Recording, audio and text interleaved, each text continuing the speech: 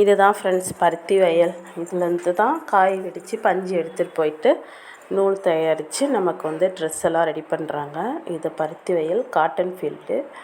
இது வந்து கிராமத்தில் வந்து நிறையாவே போடுவாங்க. நாங்கள் சின்ன வயசில் வந்து இந்த பஞ்சு எடுக்கிற வேலைக்கெல்லாமே போயிருக்கோம். அடுத்து வந்துட்டு இந்த காய் வந்து பிஞ்சாக இருக்கும்போது சாப்பிட்றதுக்கு செம்ம டேஸ்ட்டாக இருக்கும். நாங்களாம் தெரியாமல் பறித்து சாப்பிடுவோம். இது எங்கள் ஃபீல்டு தான் இது. அதான் போய் பார்த்துட்டு வரலான்னு சொல்லிட்டு ஊருக்கு போயிட்டு பார்த்தோம். செம்ம நல்லா இருந்துச்சு. ஆனால் மறுநாள்லேருந்து மழை பெஞ்சு செம்மையாக வந்து பூலாம் கொட்டி போச்சு. இப்போ நாங்கள் ஊருக்கு வந்துட்டோம். எப்படி இருக்குதுன்னு தெரில. ஆனால் பருத்திக்கு வந்து எவ்வளோ வெயில் அடித்தாலும் பருத்தி வந்து தாங்கிடும். ஆனால் மழை பெஞ்சிச்சின்னா அதோட பூ, சப்பை எல்லாமே கொட்டிடும். அதுக்கப்புறம் வந்து அதோட ஈடு காணாது. மழை வந்து இந்த டைம் வந்து ரொம்ப மோசமாயிடுச்சு. டெல்டா மாவட்டத்துலலாம் அங்கே வந்து இந்த பருத்திலாம் நிறையாவே போடுவாங்க. பயிறு, உளுந்து, அப்புறம் பருத்தி எல்லாமே போடுவாங்க. இந்த திருவாரூர், தஞ்சாவூர் பக்கம்லாம் இந்த டைம் ரொம்ப பருத்தி அதிகமாக போட்டிருந்தாங்க.